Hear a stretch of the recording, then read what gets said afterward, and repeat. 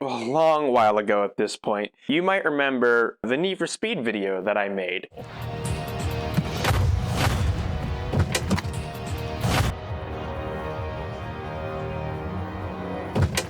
It's a favorite among many. I remember it fondly. It's a lot of people's favorite. It's one of my favorite that I've made. If you remember that video, you might also remember a really stupid thing that I said at the end, where I say that if enough people like it, I'll probably make a follow-up. I'll make a part 2.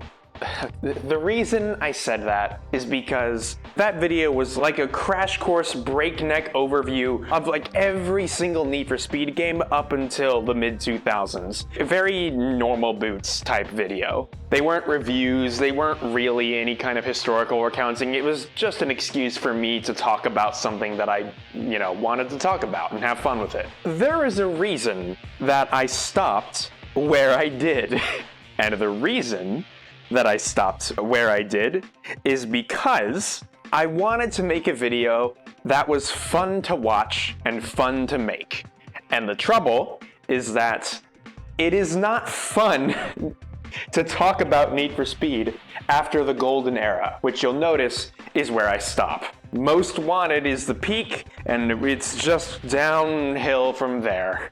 I couldn't figure out how to have fun talking about that, and the video was already taking too long to get made, so I kind of just said, fuck it, I don't care. I'm just gonna leave it. I'm sure that I'll figure out how to do the second part later. I'll figure it out. The video goes up, it does way better than I expected it to do, and suddenly a ton of people really want to see that part 2. And I'm left wondering why the hell I made that promise.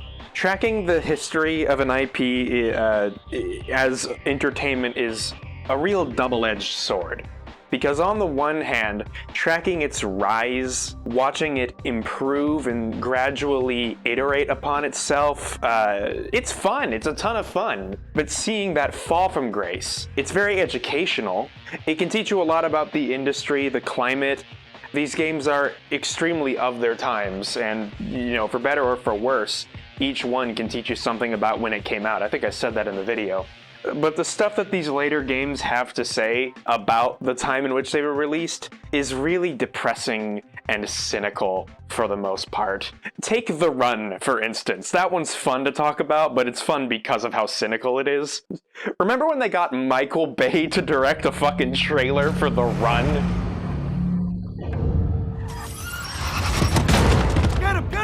You owe a lot of money to some bad people. It just so happens I have a solution to your little problem. A race. 3 miles from San Francisco to New York. Winner gets 20 million. And if I lose? 5 million.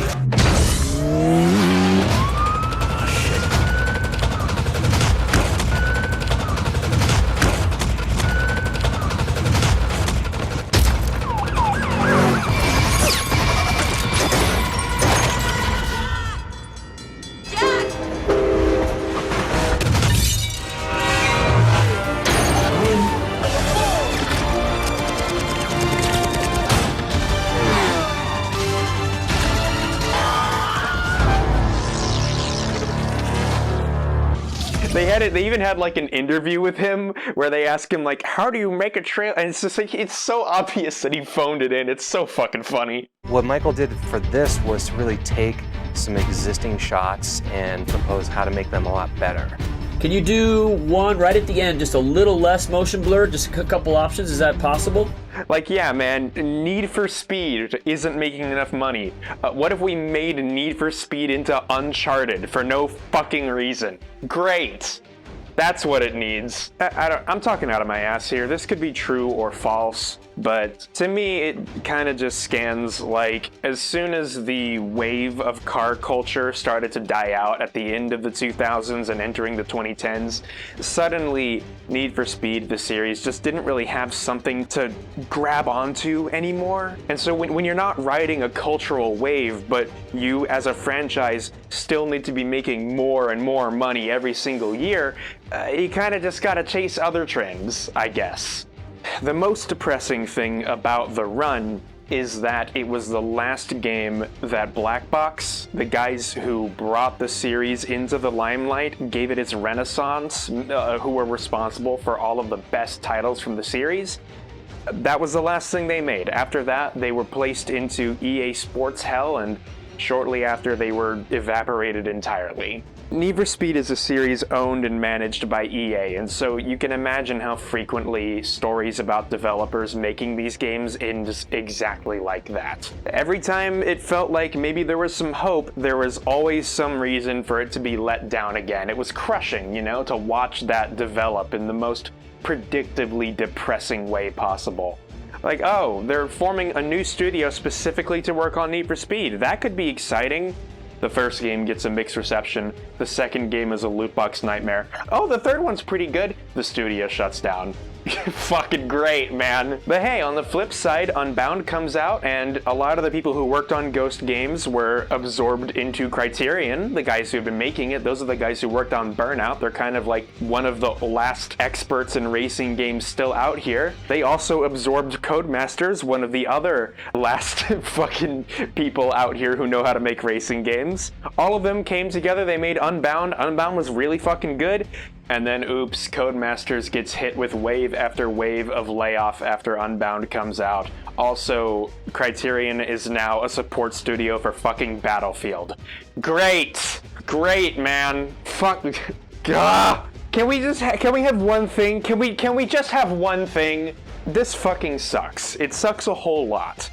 And so there really isn't any fun way to make a video about Need for Speed. What I've found, the only video that I could make is one where the takeaway is basically, here's why the way we make video games on a big budget scale right now doesn't work, can't keep working, and here's all the people it hurts. And I've made videos like that before, and they have their place, but I don't want to keep making that video. It's so depressing. I need to focus on other things.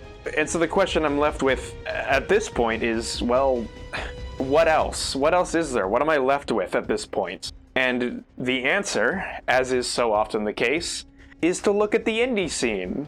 Need for Speed has always been, even whenever it was at its peak, it has always been a trend-chasing, cynical money-making product, at least in part. But it's been so long since the golden era that nowadays people are nostalgic for that, and those people are making their own video games.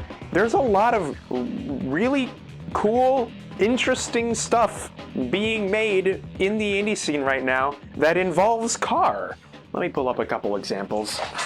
Old heads will remember Flat Out 2, a classic banger. Bugbear, the guys behind that, went on to make Wreckfest. They're working on a sequel right now. That game is good as hell. Distance, I'm pretty sure, was made by like maybe one guy or a very small group of guy. That game's fucking cool. Parking Garage Rally Circuit is actually just made by one guy, and it's one of my favorite racing games I've played in recent memory. It does this really cool thing wherever it switches between mostly physics-driven handling until you hit drift, where it controls like Mario Kart and it's entirely arcadey. Really cool. On the larger scale, I wouldn't really call this a racing game, but it is still very car-focused. You've got stuff like Pacific Drive. That game felt like it was made for me, dude. I love that game. It's so good. I don't even like survival crafting games, and I love that game. How'd they do that?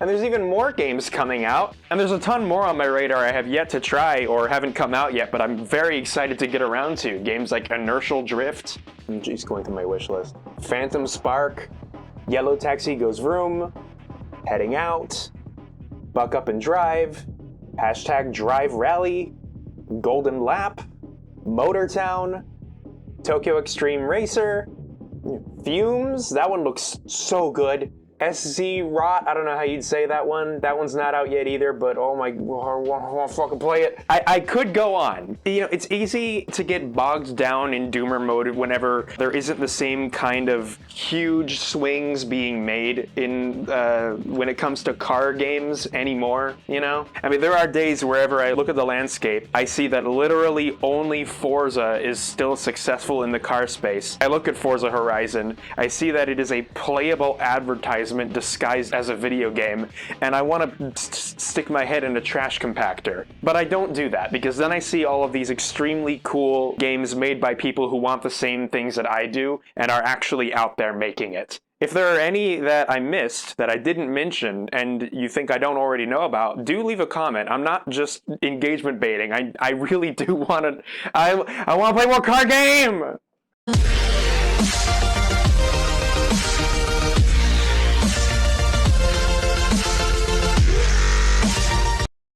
For Need for Speed, it's the first time.